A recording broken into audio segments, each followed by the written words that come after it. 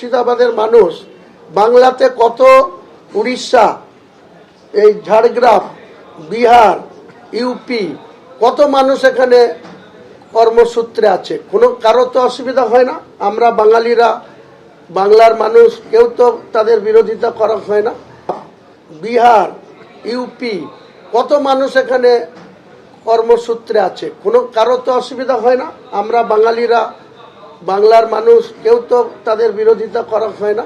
প্রশাসনকে যত রকম আমার যারা কর্মকর্তা তাদের পাঠিয়েছি। হুমায়ুন কবিরের এই মন্তব্যের পর কটাক্ষ করে কুণাল ঘোষ বলেছেন, হুমায়ুন কবির রাজনীতিতে ভেসে থাকতে চাইছেন, এতবার দল বদল করেছেন নিজেই বলতে পারবেন না।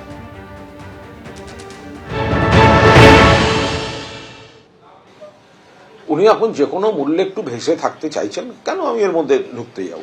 2019 সালের লোকসভা নির্বাচনে মুর্শিদাবাদ কেন্দ্রে হুমায়ুন কবির বিজেপির প্রার্থী ছিলেন, যাদের স্লোগান ছিল এক ধাক্কা অর্ধ বাবরি মসজিদ তোড় দো। তো সেই হুমায়ুন কবির কোন সালে, কোন বছরের কত তারিখে কোন দলে ছিলেন আচমকা জিজ্ঞেস করলে আপনি সেটাই বলতে পারবেন না। এতবার দল বদল করেছেন উনি। আজকে যা স্টেটমেন্ট করছেন, আগামী বছর এই সময়ে উনি কোথায় থাকবেন উনিই জানেন না। প্রথম ভারতবর্ষের কোন মুখ্যমন্ত্রী তিনি অন ক্যামেরা দাঙ্গাকারীদের সমর্থন করছেন। অন ক্যামেরা মাননীয় মুখ্যমন্ত্রী বলছে যে ওদের কোনো দোষ নেই, ওরা তো করবেই। মমতা বন্দ্যোপাধ্যায় বলছেন পরিযায়ী শ্রমিকের উপর অত্যাচার হয়েছে, তাই হচ্ছে, বিজেপি করাচ্ছে।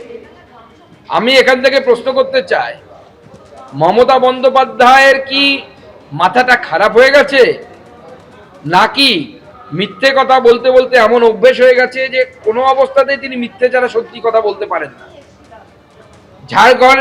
ঝাড়খণ্ডের বিশ্রামপুর থানা এলাকায় ফেরির কাজ করতে গেছিল সেই ব্যক্তি, পশ্চিমবঙ্গের একজন মানুষ, তার নাম হচ্ছে আলারউদ্দিন শেখ। তার অস্বাভাবিক মৃত্যু বলে অভিযোগ উঠেছে। এখনো পর্যন্ত কোনো ভিডিও পাওয়া যায়নি, কোনো তথ্য প্রমাণ পাওয়া যায়নি। ঝাড়খণ্ড সরকার তো বিজেপির সরকার নয়, ঝাড়খণ্ড সরকারে তো মুখ্যমন্ত্রীর ভাই, মুখ্যমন্ত্রীর বন্ধু সরকার, সেখানে তো বসে আছে হেমন্ত সোরেন সাহেব। সেখানে তো ভারতীয় জনতা পার্টির সরকার নেই। তবে এই যে আলারউদ্দিন শেখের যদি কোনো মৃত্যু হয় অত্যাচারের ফলে, তার দায় ভারতীয় জনতা পার্টির উপর মমতা বন্দ্যোপাধ্যায় কেন চাপাচ্ছেন? এই প্রশ্নের উত্তর দিতে হবে। সিএ এবং ওয়াকফ অশান্তি ফিরল মুর্শিদাবাদের বেলডাঙ্গায়। ঝাড়খণ্ডে পরিযায়ী শ্রমিকের রহস্য মৃত্যুতে প্রতিবাদের নামে তাণ্ডব চলল দীর্ঘক্ষণ ধরে। নৈরাজ্যের বেলডাঙ্গায় ঘন্টার পর ঘন্টা রেল অবরোধ হয়ে রইল, জাতীয় সড়ক অবরোধ হয়ে রইল। পরিযায়ী শ্রমিকের মৃত্যুর প্রতিবাদে যেভাবে তাণ্ডব চলল, আর সেখানেই প্রশ্ন উঠে গিয়েছে পুলিশের ভূমিকা নিয়ে। সরাসরি কথা বলবো, আমাদের প্রতিনিধি শিবাশিস মৌলিক এই মুহূর্তে রয়েছে। শিবাশিস, এটাই তো প্রশ্ন যে দীর্ঘক্ষণ ধরে এইভাবে প্রতিবাদের নামে তাণ্ডব চলল, অথচ পুলিশ কেন হস্তক্ষেপ করলো না? পুলিশ সূত্রে কি জানতে পারছো, সর্বশেষ কি আপডেট রয়েছে এবং কারা চালালো এই তাণ্ডব?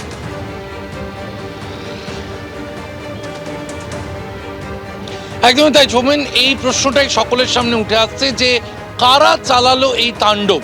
শুধুই কি স্থানীয় মানুষ, নাকি পিছনে ছিল কোনো রাজনৈতিক ইন্ধন? সেই প্রশ্ন কিন্তু বেলডাঙ্গার আনাচে কানাচে ইতিমধ্যেই উঠতে শুরু করেছে। বেশিরভাগ লোক, তাদের সাথে যখন কথা বলা হচ্ছে, তারা বলছেন যে তারা সাম্প্রতিককালে এ ধরনের পথ অবরোধ দেখেননি।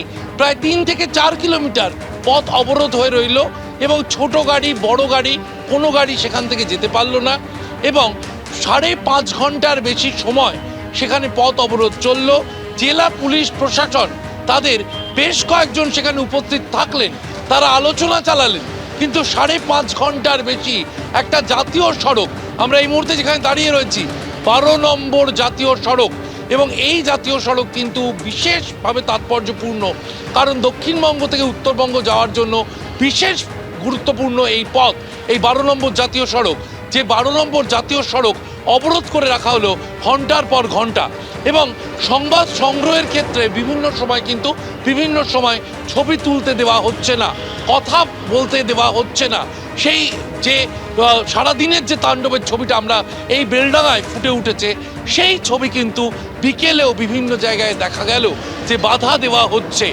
এবং এখনো পর্যন্ত কিন্তু কার্যত থমথমে বেলডাঙ্গা, বিভিন্ন জায়গায় যান চলাচল শুরু হয়েছে। বিকেলের পর থেকে আমরা জানি যান চলাচল শুরু হয়ে গিয়েছে, কিন্তু কোথাও একটা চাপা অশান্তি, চাপা উত্তেজনা এখনো রয়ে গিয়েছে বেলডাঙাতে। শিবাশিস, তুমি আমাদের সঙ্গে থাকো। ওয়াক অফ অশান্তি ফের ফিরল মুর্শিদাবাদের বেলডাঙায়। কয়েক মাস আগে যেভাবে ওয়াক অফ নিয়ে অশান্ত হয়ে উঠেছিল মুর্শিদাবাদের বিভিন্ন জায়গা, আজ বেলডাঙায় এক পরিযায়ী শ্রমিকের, ঝাড়খণ্ডে পরিযায়ী শ্রমিকের মৃত্যুর প্রতিবাদে পরিস্থিতি উত্তপ্ত হয়ে ওঠে। ঝাড়খণ্ডে পরিযায়ী শ্রমিকের রহস্য মৃত্যুতে প্রতিবাদের নামে তাণ্ডব চলে। নৈরাজ্যের বেলডাঙায় ঘন্টার পর ঘন্টা রেল অবরোধ হয়, জাতীয় সড়ক অবরোধ হয়।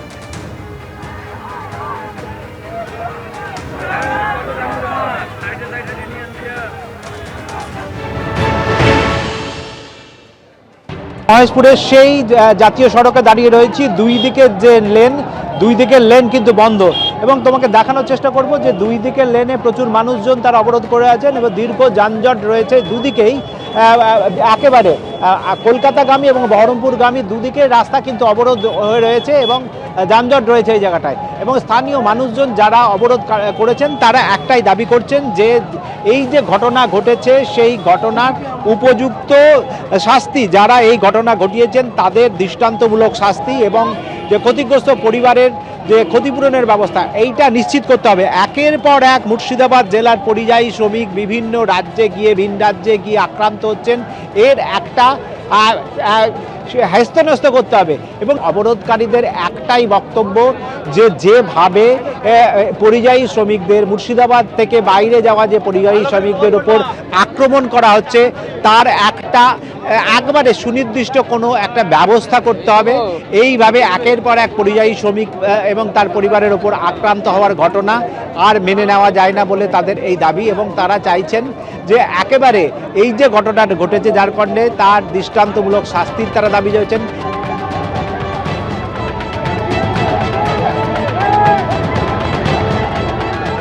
একেবারে পদস্থ পুলিশ আধিকারিক যারা রয়েছেন তারা স্থানীয় বাসিন্দাদের বেশ কয়েক ঘন্টা ধরে বোঝানোর চেষ্টা করছেন অবরোধ তুলে নেওয়ার জন্য এবং সমস্ত রকম ব্যবস্থা করা হবে, তাদের দাবি মানা হবে। কিন্তু মানুষজন কিন্তু একেবারে এখনো পর্যন্ত অনড় রয়েছেন। তারা চাইছেন যে আরও উচ্চপদস্থ আধিকারিক বা প্রশাসনিক আধিকারিক তাদের এসে এই আশ্বাস না দিলে তারা এই অবরোধ তুলবেন না।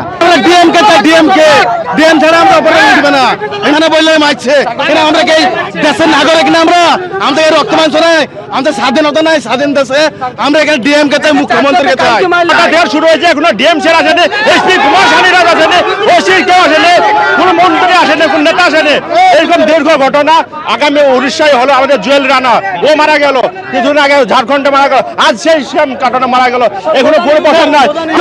মুখ্যমন্ত্রী এসে আমাদেরকে এখানটা আমাদের সিদ্ধান্ত লেখ, যারা যাদের বাড়ি লাশ মরে গেছে তাদের বাড়ি যাক, তাদের বাড়ি যেয়ে তাদের সহযোগিতা করুন। আন্দোলনকারীরা অনড় রয়েছেন যে সর্বোচ্চ যে আধিকারিক রয়েছেন, প্রশাসনিক আধিকারিক এবং সর্বোচ্চ জনপ্রতিনিধি যারা রয়েছেন তাদের যতক্ষণ না আসবেন ততক্ষণ এই তাদের আন্দোলন কিন্তু চলবে।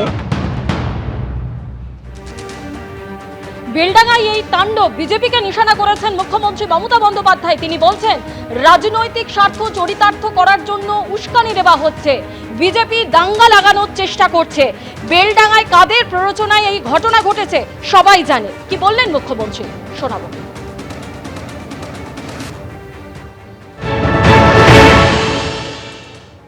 বেলডাঙা আপনারা জানেন কাদের কাদের প্ররোচনা আছে, আমি আর নতুন করে বলতে চাই না। ফ্রাইডে জুম্মাবার পবিত্র বার, যেমন শিবেরও বার, মা দুর্গারও বার, সন্তোষী মাতারও বার, তেমনি ফ্রাইডে জুম্মার নেওয়া যায়। এখন যদি দুর্গাপুজো দেখতে এসছে কোটি কোটি লোক, সেখানে আপনি যদি একটা মাইক লাগিয়ে দেন তাহলে সবাই শুনবে। তো ফ্রাইডে জুম্মাবার এমনি সংখ্যালঘুদের কাছে একটা সেন্টিমেন্ট আছে, সেখানে সবাই ফ্রাইডে জুম্মার নামাজ করতে এসছে। এখানে কেউ কেউ যদি তার রাজনৈতিক চরিতার্থ করবার জন্য উস্কে দেয়, সংখ্যালঘুদের ক্ষোভটা স্বাভাবিক। মাইগ্রেন্ট লেবারদের উপর যে অত্যাচার হচ্ছে প্রত্যেকটা কেস আমরা টেক আপ করছি, এফআইআরও হয়েছে প্রত্যেকটা, আমরা অ্যারেস্টও করব, অ্যারেস্ট আমরা করছি এবং করব। মাইগ্রেন্ট ওয়ার্কার যাদের উপরে অত্যাচারিত হচ্ছে সব পরিবারকে আমরা সাহায্যও করছি, করব। কিন্তু যা করছে সেটা অন্যায় এবং এটা বিজেপি রাজ্যগুলোতে হচ্ছে। তাহলে বিজেপি বাংলায় কি করে বলে যে আমাদের ভোট দিন, যেখানে অন্য রাজ্যে বিজেপি আছে, বাংলা বললেই তার উপর অত্যাচার করা হচ্ছে, সেখানে তারা কি করে আশা করে যে বাংলার মানুষ ওদের পাশে থাকবে? এই 2 মাসে 200 বার নোটিশ এসছে।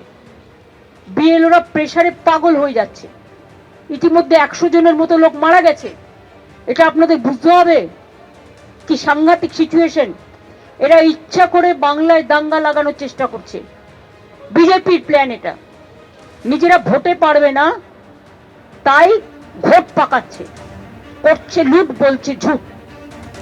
এদিকে আজকের ঘটনা নিয়ে শুভেন্দু অধিকারী বলছেন, শুক্রবার হলে ওরা জমায়েত হয়, নিজেই বলেছেন মুখ্যমন্ত্রী। এটাই হচ্ছে রাজ্যের হাল, বললেন বিরোধী দলনেতা। পুলিশ মন্ত্রী নিজে বলে গেছেন শুক্রবার সব ছাড় আছে। উনি নিজেই বলে গেছেন যে শুক্রবার দিন ওরা একটু জমায়েত হয়, একটু প্রতিবাদ করে। এইটা হচ্ছে পশ্চিমবঙ্গের পুলিশ মন্ত্রী তথা মুখ্যমন্ত্রীর বক্তব্য। এই হচ্ছে রাজ্যের বর্তমান অবস্থা। এই অবস্থার পরিপ্রেক্ষিতে আমরা ভারতীয় জনতা পার্টি মনে করি যে অবিলম্বে এর বিরুদ্ধে সমস্ত সাংবিধানিক প্রতিষ্ঠানগুলি তাদের এগিয়ে এসে পশ্চিমবঙ্গের সাধারণ জনগণ সরকারি সম্পত্তি স্বাভাবিক জীবনযাপন করার ক্ষেত্রে যে পরিস্থিতি তৈরি করেছে তৃণমূল কংগ্রেসের গুন্ডারা পুলিশকে দর্শক বানিয়ে, এর বিরুদ্ধে যথাযথ ব্যবস্থা গ্রহণ করা হোক। এবিপি আনন্দ, এগিয়ে থাকে, এগিয়ে রাখে।